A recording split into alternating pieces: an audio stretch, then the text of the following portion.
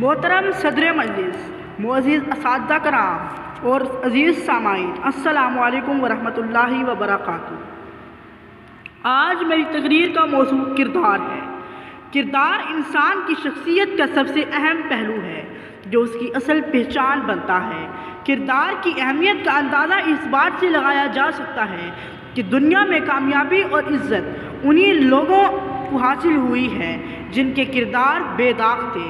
किरदार इंसान के ख़यालात, आमाल और आदात का मजमूआ है जो उसकी शख्सियत को ज़ाहिर करता है।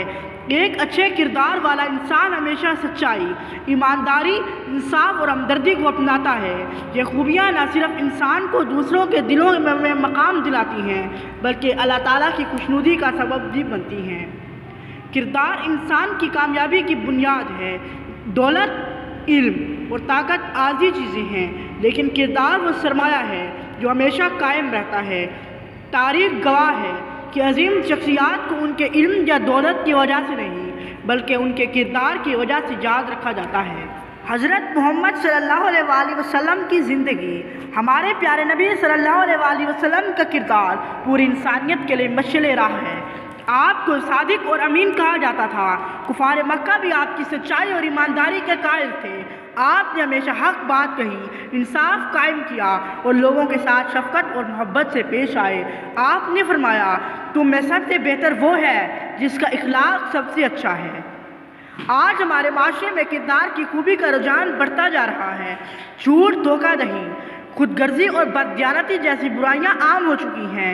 हमें इन चीज़ों से बचना होगा और अपने किरदार को संवारने की तरफ तवज्जो देनी होगी, क्योंकि एक बुरे किरदार वाला शख्स ना दुनिया में इज़्ज़त हासिल कर सकता है और ना ही आखिरत में कामयाब हो सकता है।